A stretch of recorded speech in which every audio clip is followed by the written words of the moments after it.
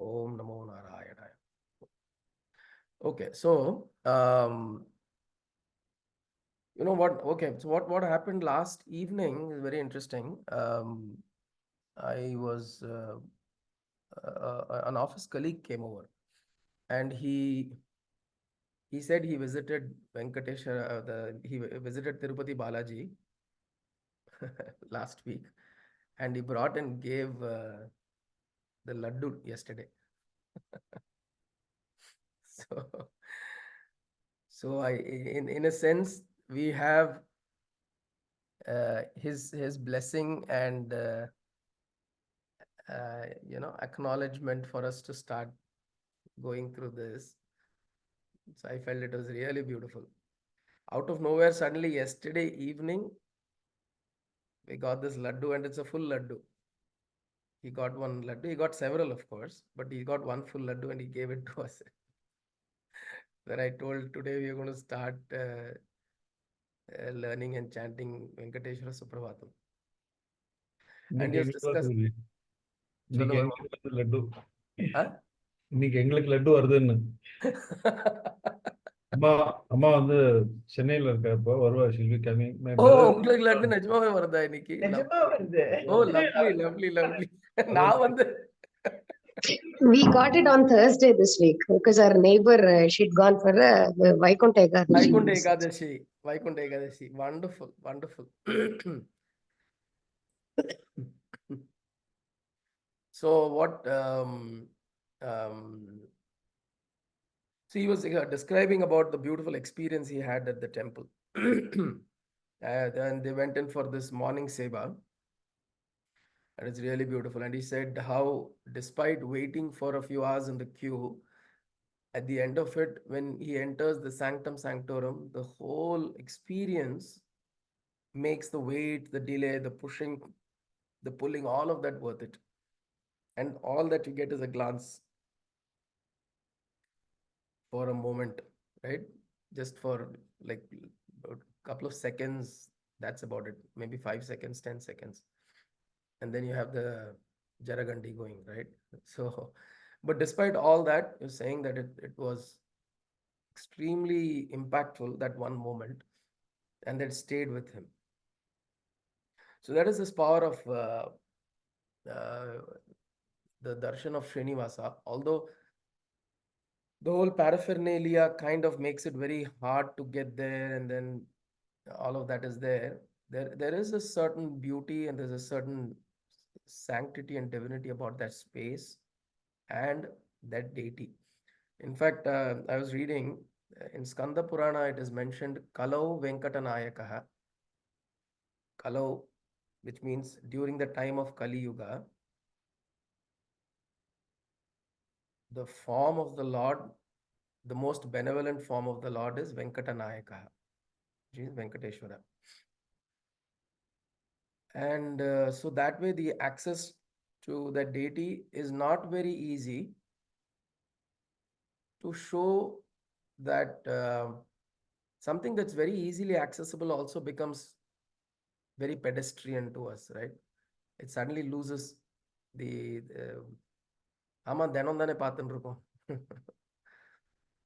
right? And it becomes very commonplace, and the impact of it starts losing. In fact, I was telling the guy, now every time you go to that place, so how did you go? He said, I went with very little expectation of what I'm going to experience. I said, now every time you go to the place, go with the same dropping of expectations. Don't try to recreate this experience that you had this time every time. It'll always, you'll fall short or something, it'll not work. So every time you go with the dropping of expectations, something beautiful turns out, right? So, so that is the whole experience of Venkateshwar. And all of us, pretty much most of us would have been there. We would have gone liking, or parents would have just dragged us along, even as kids. When my brother, I still remember, he says, I find it very disturbing that in a temple, there are security guards standing with Sten guns. Right? Security guards are standing with Sten guns, right, at the Balaji temple. So on one side, you're talking about temple, the Lord, deity, devotion and all that, and then you have men with Sten gun.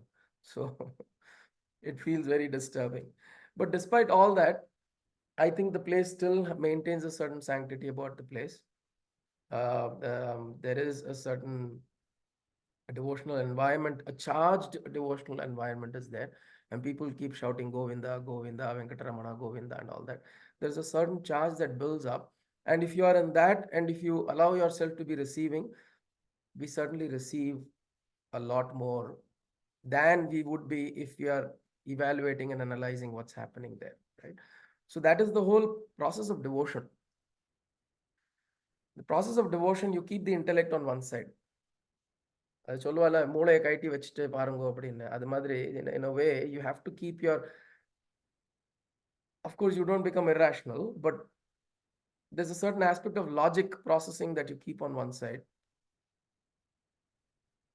for a period of time, and you observe what happens, and then what happens is beyond logic. So this guy, he went with his son, and his son was just about 18, and he turned 20 or so. And he was not a temple going person. The son was not so much. He studies in the US and he didn't have too much expectation. But when he stood there, he said he had tears in his eyes. And he said, I don't know where it came from. He said, I don't know where these tears came from. I was standing right there, and it was just for a few seconds. But of course, his father had prepared, said, don't get disturbed by the crowd, don't get disturbed by the environment, don't get disturbed by people pulling, pushing. In fact, those who had the opportunity of doing what is called as Satmurai. Satmurai is the morning Jiyar Seva. So along with the Jiyar, Vaishnavites are allowed to go bare-bodied with the Namam and all that.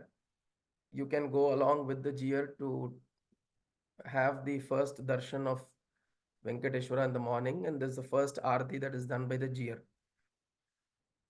And during that process, you will see a lot of these, even a lot of mamas who are like, proper, you will see them to appear very cultured.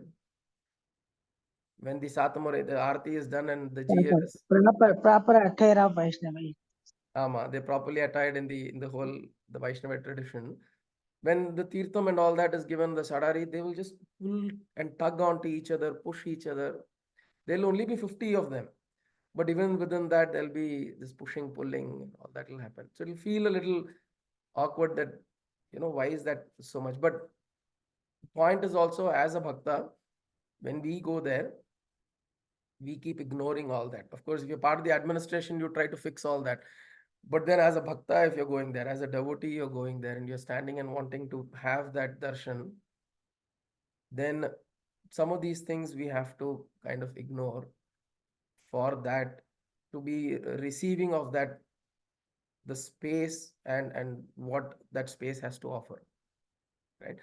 Now this is the last few visits அங்கே வந்து போகும்போது முன்னாடிலாம் எனக்கும் வந்து ஒரு கடுப்பாக இருக்கும், என்னடா அது இவ்வளோ தர்றாங்க, ஏன் இப்படி தர்றாங்க அப்படின்னு இதுவாக இருக்கும். But last couple of times I change my attitude thinking that I mean a river, just merge with the crowd. Once you merge with the crowd, you don't need to do anything. You get jostled, you just keep push. But anyway, you'll come to the sanctum sanctorum. the destination. அது வந்துட்டு ஆமாம் வந்துடுவோம், வந்துட்டு just be with it and just come out. அது வந்து Beautiful. you don't have any frustrations or complaints. Absolutely. வந்து அந்த அந்த ஆஸ்பெக்டை விட்டுட்டோம் நம்ம. Yeah. விட்டுட்டு நம்ம ஏதோ ரிவர்ல போயிட்டு இருக்கோம். the crowd, the crowd அவ்வளோதான். Very nice. Go along the river, you just go and come out. அப்போ வந்து once your attitude changes இல்ல, அப்போ வந்து you are able to be in the presence of, you feel like I am in the presence of Lord for a long time. That is very nice. In fact, this is very true. The whole journey of going into the sanctum, the whole journey is a sadhana in a way. So we can take it as a sadhana. We are in the queue, we are standing there, we are chanting, we are thinking, we are contemplating. There is mananam. You listen to the namas, there is shravanam that is happening. And during the whole process, you are doing sadhana. And you're observing yourself, evaluating what's happening, how are your emotions balanced. All of these things is part of the sadhana, right? And then when you go to the right in front of the deity, whatever happens there is his grace.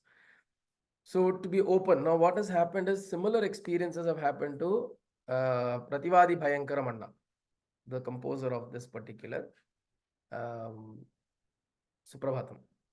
So just a little bit of backstory on him. He is a Kanchipuram Vasi. So he's a resident, someone who was born in Kanchipuram around 1300, right? Around the 14th century or so, he was born.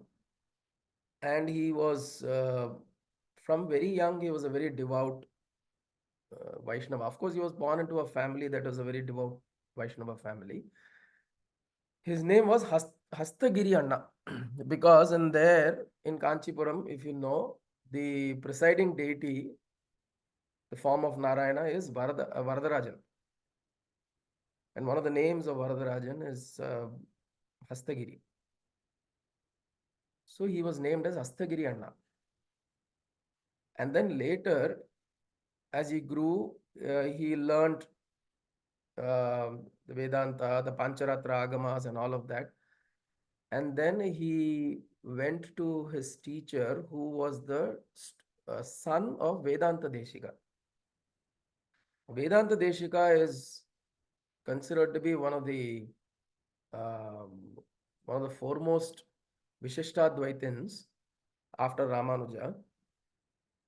And in fact, the whole Vadagalai Tengalai split was the Vadagalai split is because of people who started following Vedanta Deshika, which means his interpretation of the philosophy turned out to be an independent interpretation, so much so that it almost created a split. Of course, that was not his intention though, but people who started following him started creating the split. So Vedanta Deshika is a very, very prominent acharya.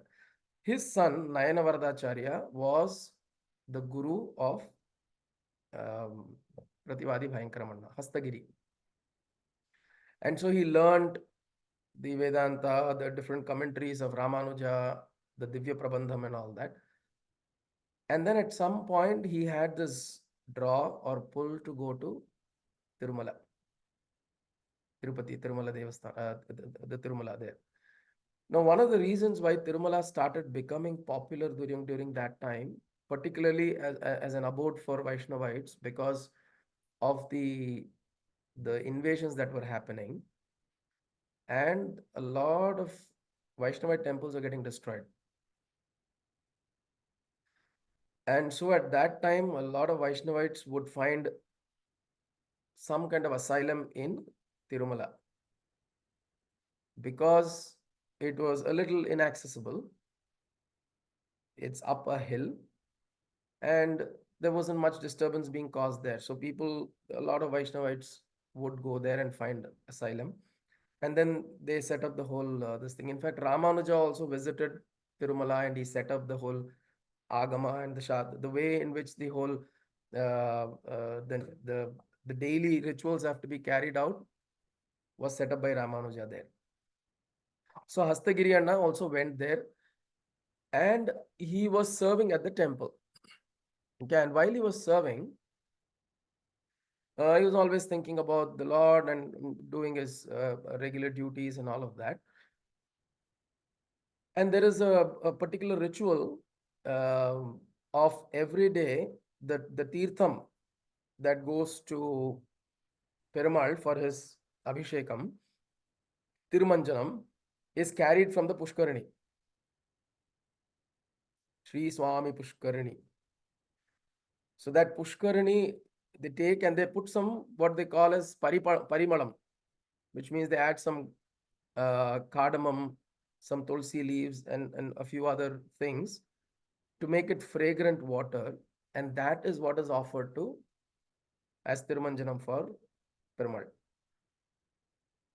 On a particular day when he was bringing the water from the kolam, the tank, he engaged in a conversation, or somebody was talking about another Acharya. His name is Manavala Mamunigal.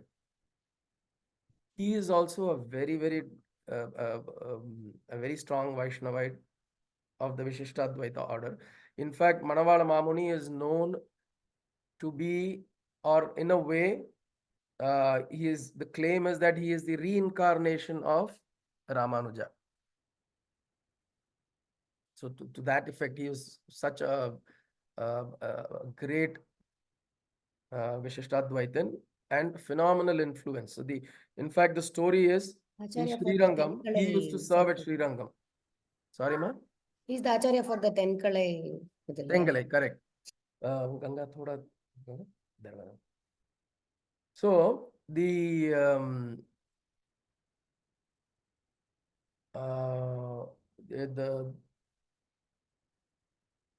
story with Manavala Mamunigal is that Ramanuja, no, not Ramanuja, at Sri Rangam, he was doing Kangarim at Sri Rangam. At Sri Rangam, Ranganatha himself said for a period of time, stop all the rituals that you're doing. I want to listen to Manavala Mamunigal's Upanyasam. So he's got that kind of fame, that Lord himself comes down to listen to what he's got to say. So this is the setup. Now, when Manavala Mamunigal, that was the time of his peak in terms of his fame and grandeur. And in this temple, what is happening is Astagiri Anna was carrying this water, and he started engaging with somebody, and they started describing Manavala Mamunigal, the greatness of him, the way he's teaching, and the brilliance he brings along to understanding of the philosophies and the interpretation and everything. And he was listening to all of this, and he forgot to put the parimalam into the water, Astagiri Anna. And he took the water into the sanctum after so while he's carrying, he had this discussion with somebody, and then he just forgot and he took the water. And the temple Vadyar took the water and he started pouring onto Perumal. And then suddenly Astagiri Anna remembered that he had not put the parimalam. He ran into the temple to stop the Vadyar from pouring it, saying that I have not put it in there. It's not purified water. It's not sanctified water. And by the time he sees that, the water is already poured. And he is now witnessing this that's happened, and he's crying. He's profusely crying, realizing the mistake that he did, his negligence, right? And he's crying there, and he's seeking forgiveness from Venkateswara that such a thing has happened. And then the story goes, there is a voice that emanates from Venkateswara saying that, don't worry, the water that you brought today was the most sanctified water. Because of your chintanam of Manavala Mamuni and the discussion, and you were holding that while you were doing that, this water has been purified. It is the most pure water ever that you've brought for me. So don't worry, Inchali. The Venkateswara there pacifies him. And then he realizes the greatness of Manavala Mamunigal, and then he says, let me go to him. And then he goes to him and becomes his disciple, his Sishya, and he learns several things.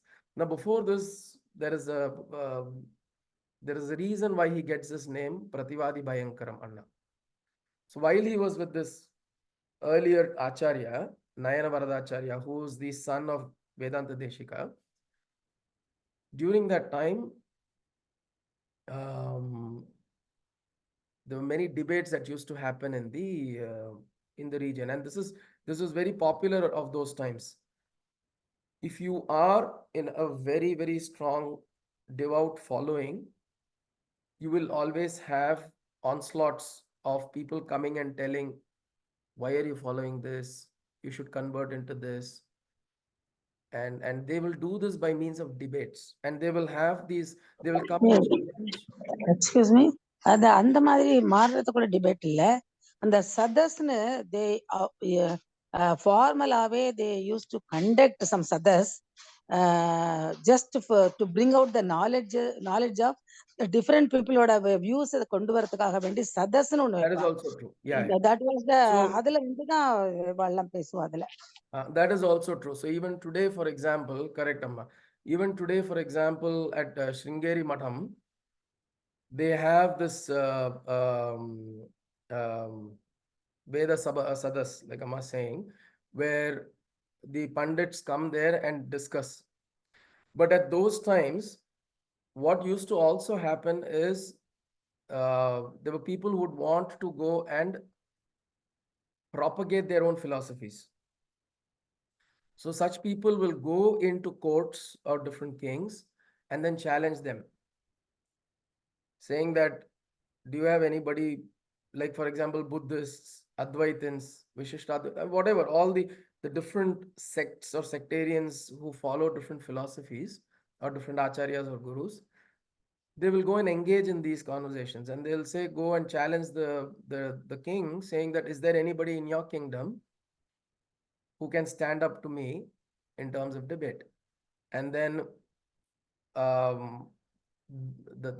then if there is, then the debate there'll be an ensuing debate, and if depending on whoever wins, the other has to concede defeat and say that, yes, I take on to your philosophy. Something like that would happen very, very frequently at those times, right? And so where Prativadi Bhayankaram Anna or Hastagiri Anna was there, Kanchipuram, this used to happen. And there is a particular situation where his guru, Nayana Varadacharya, was called in for a similar debate with a very renowned Advaitin, apparently. And he is supposed to be a very, very strong proponent and a great debater in a way, right? Couldn't defeat that guy. So Nayana Varadacharya was called in for that. And he was worried. And then that is when his disciple Hastagiri Anna goes and he says, don't worry, I will go and I'll go and meet the king on your behalf, and I will face this debater. And then he goes there and he has this whole conversation, and the debater who has come in, who's made the challenge, he concedes defeat. He realizes that Hastagiri Anna is extremely, his prowess in literature, in Vedanta, in the scriptures, and all of that is phenomenal. And see, the important thing is also to be able to connect, make interpretations of connections. Vidvat Sabha, correct. Thank you, Raghu. So Vidvat Sabha is what usually is conducted in a healthy note, which Amma was saying. So Vidvat Sabha is what is conducted in a healthy environment to encourage the development of knowledge and understanding within the kingdom. But a lot of times you also have people who come in like this to challenge and say that, is there anybody who can stand up to the challenge? And then similar situation happened, and then he went and he won the debate, Hastagiri Anna, and he did it in a way that it completely blew people's minds. I mean, there's this boy who's come now, and he's phenomenally learned. He understands the Vedanta, and he's able to present the whole scriptures in a very beautiful interpretation that nobody could object to, right? And then there was several such debates and all of that. And then his guru, Acharya, Nayana Varadacharya, named him as Prativadi Bhayankaram. From Hastagiri, he became Prativadi Bhayankaram. When you hear this term, Prativadi Bhayankaram, it sounds very funny. Why would somebody be named as Bhayankaram, right? Why would anybody go to somebody who's Bhayankaram, right? So, but he was named as Prativadi Bhayankaram, means he is Bhayankaram, a terror to debaters. This Vadi, Prativadi, usually there are two sides, right? The Vadi on one side and the Prativadi on the other side. So the person on the other side who you are debating against, for him, this person happens to be, somebody you're terrorized by. You don't want to. ஐயோ அவங்ககிட்ட வாதாட முடியாதுப்பா அப்படின்னு சொல்லுவோம்ல அது மாதிரி So there are many such beautiful examples. Even Sadashiva Brahmendra in before he became an Avaduta, there are stories like that. Even of Arunagirinatha, there are stories, you know. So there are many such scholars who have shown their prowess, and then because of that, they are very popular. Now, but of course, he also had the humility, because when he went to meet Manavala Mamunigal was younger to Prativadi Bhayankaramanna. And then he went and met him, and he said, "Now I've heard such great things about you, Acharya. I would like to supplicate myself to you." And he says, "Oh, you are Prativadi Bhayankaram. I know you. I've heard of you. You are Prativadi Bhayankaram." And then he says, "No, I am only Bhayankaram to the debaters, or those who are opposing the philosophy, but who are Vaishnavas and Acharyas like you, I am your dasa. I'm your slave." Right? So then he goes under Manavala Mamunigal's kind of the ashrama, and Manavala Mamunigal actually sets up 8 key disciples under him. They were called as Ashtadiggajas, like elephants in all the 8 directions. So these were like Ashtadiggajas. One of them was Prativadi Bhayankaramanna, right? And so this is how the whole, and then subsequently what happened is he was serving at the Venkateswara temple at Tirupati, Tirumala. And when Manavala Mamunigal once visited, he felt that in Srirangam, there is a prayer to wake up Ranganatha every morning. Tirupalli Ezhuchi அப்படின்னு சொல்லுவா. It's called Tirupalli Ezhuchi. And this is chanted at the opening of the doors of the Swargavasal of Sri Ranganatha in Srirangam. And Manavala Mamunigal realized that there is nothing for Venkateswara. The rituals are there, but there's nothing really to kind of wake him up in the morning. So then he instructed Manavala Mamunigal to the Prativadi Bhayankaramanna that why don't you compose something in the glory of Venkateswara as a Tirupalli Ezhuchi, as an opening morning prayer. And that is when he composed this, right? And he composed it into 4 parts actually. The first part is actually called Suprabhatam. The next part is Venkateswara Stotram. So the PDF that I sent out is only the first part, 29 stotras, 29 verses of Suprabhatam. The second part is Venkateswara Stotram, which we'll subsequently look at. The third is called Venkateswara Prapatti. And the fourth one is Venkateswara Mangala Shasanam. Mangala Shasanam. So 4 parts. The first is like a waking up. The second one is Stotram is Stuti Padarada. It is more in terms of praising the Lord or his glories. The second one is more about the glories. The third one is surrender, Prapatti, Sharanagati. So these shlokas will be Prapadye, you know, the word will be Prapadye at the end to indicate that I offer myself in surrender to you. And the fourth part is Mangala Shasanam, which is more like you're singing Mangalam to Venkateswara, which means you're generating auspiciousness through that prayer. So these are the 4 parts, right? And this subsequently, they started chanting this, and generation after generation, they started chanting. And see, imagine, it's beautiful. This was around 1300, 1400, right? Until date, about 600 years, this stotra has continued. And it's not just being chanted at Tirumala Devasthanam, at Tirupati Tirumala, but pretty much it's become now the universal morning prayer. First Hyderabad ஸ்டேஷன்ல காத்தால வைப்பா. So நான் 10 இயர்ஸா இருக்கும்போது அது ஒண்டி தான் கேட்டு கத்துட்டேன். Hyderabad radio station radio station. ஆமா ஆமா. மர்ஃபி ரேடியோ ஒண்ணு இருக்கும் ஆத்துல குட்டி உண்டா. வேற Correct. யாராவது சுந்தர் மாமா கேட்டா தெரியும். மர்ஃபி ரேடியோ ஒண்ணு இருக்கும். அந்த மர்ஃபி ரேடியோல ஒரு திருச்சி வரும், ஹைதராபாத் வரும், சென்னை மெட்ராஸ் வரும். அது 3 ஸ்டேஷன் தான் மோஸ்ட்லி வரும். காலங்காத்தால 6 மணிக்கு அந்த சுப்பிரபாதம் வைப்போம். அந்த சுப்பிரபாதத்தை ஆன் பண்ணிட்டு தான் வாசல்ல கோலம் போடுவோம். 12 வயசு இருக்கும் எனக்கு. Actually, correct. என்ன பண்ணா, that is the time when daily சொல்லிட்டு இருந்தேன் அப்புறம். very nice. So that is the time when HMB signed up with Tirumala and then All India Radio and all of that, and then they put this recording out. Earlier, there's a recording by another person.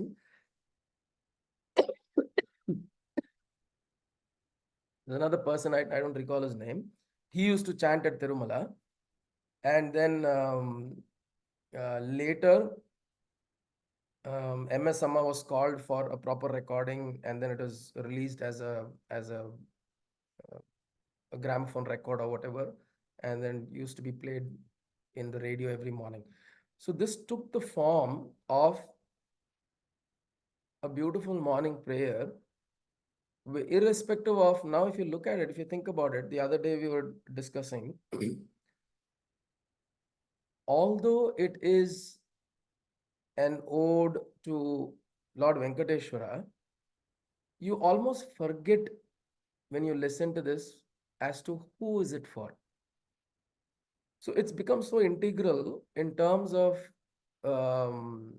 just a beautiful morning waking up chant, that you almost, because the first line itself starts with Kausalya Supraja Rama Purva Sandhya Pravartate. Then next one is Uttishto Uttishta Govinda Uttishta Garudadhvaja.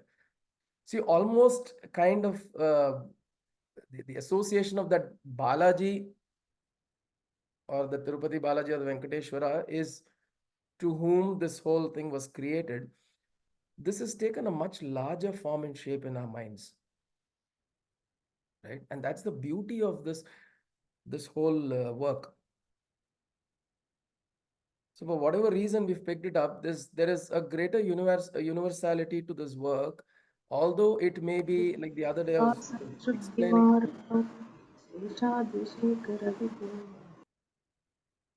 So as I was explaining to a few last week, this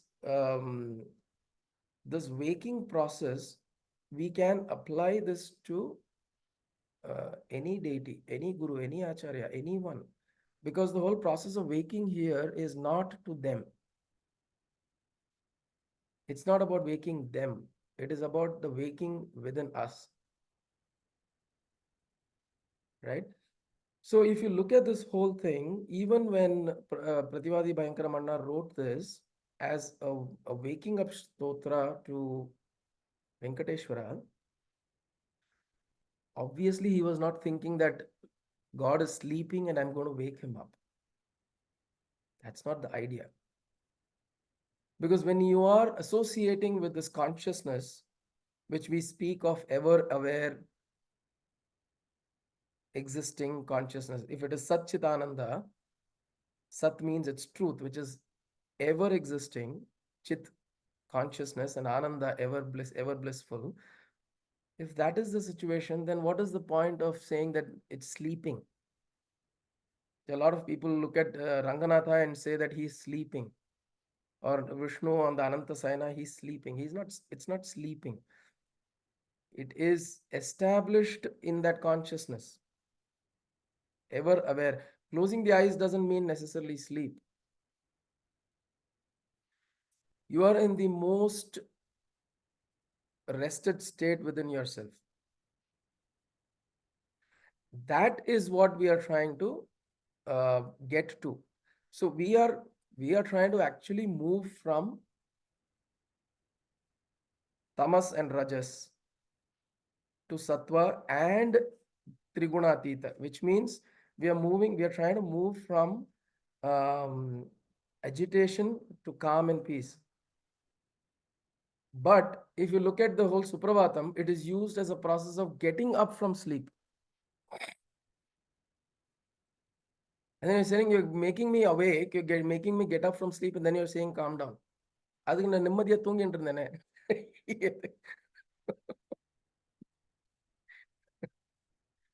Why are you waking me up in the first place? Like my daughter will say, you wake me up and then I sit up and then you say, now meditate. I was doing that nicely, no? In the horizontal position. But that is the idea. So the idea is we have to understand this whole, I'll just take a couple of more minutes before we close. The sleep and the waking is not necessarily for the deity. This is something we have to understand.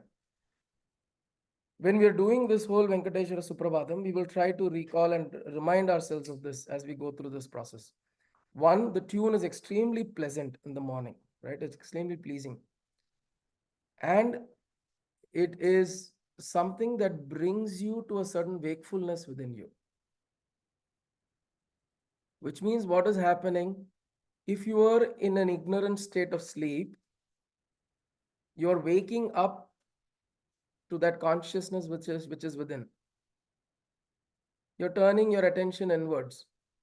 By means of having darshan of your Ishta Devata, as part of Suprabhatam, as part of the morning process, you are essentially bringing an aspect of yourself out there and you're trying to visualize that. So the process is turning inwards only. But because we are unable to differentiate between meditation and sleep, we are not able to go beyond the process of sleep and get into meditation. We use this process of doing rituals on the outside. But what should it do? It shouldn't agitate you. This is very important. It shouldn't happen that, oh, now I played Venkateswara Suprabhatam, now go, everybody start running, do this, do that, do that. Actually, or Kalaivarata create panni, you create a whole ruckus. And then MS Amma's Venkateswara Suprabhatam, அது யாராவது நிறுத்துங்க அப்படின்னு ஆயிடும்.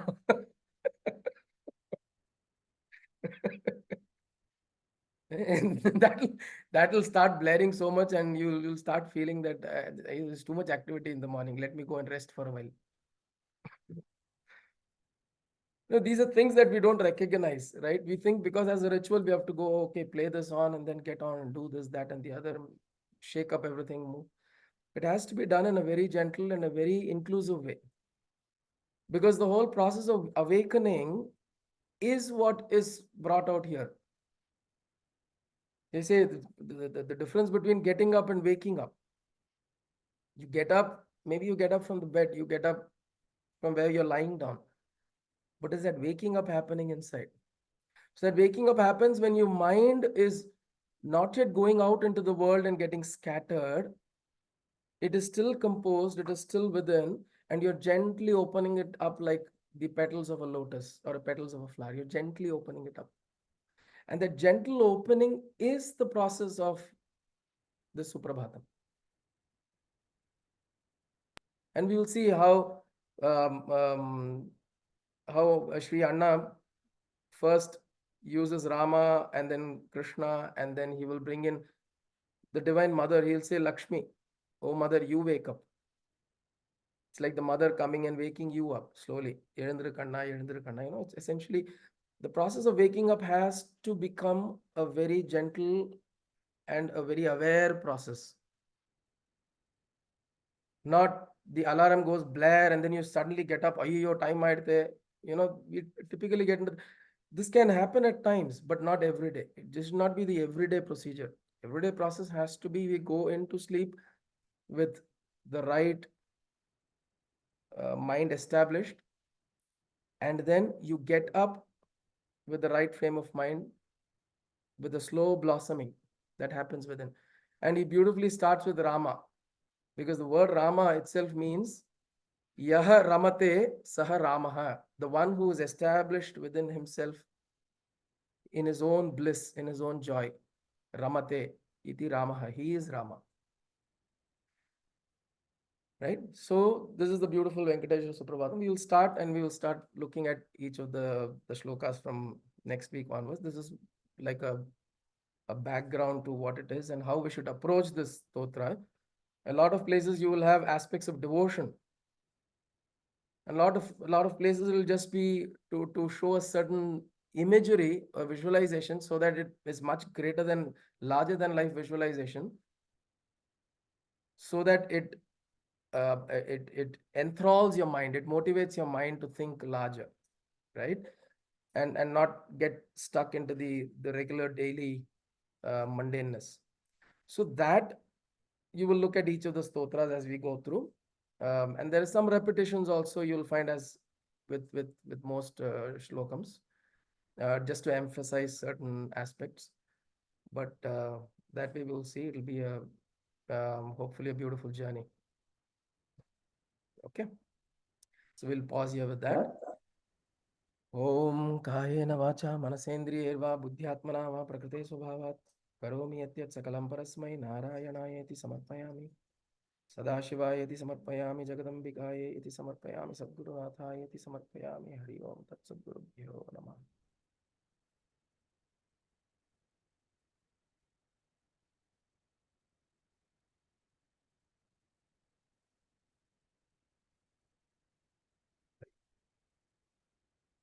Hari Om, thank you.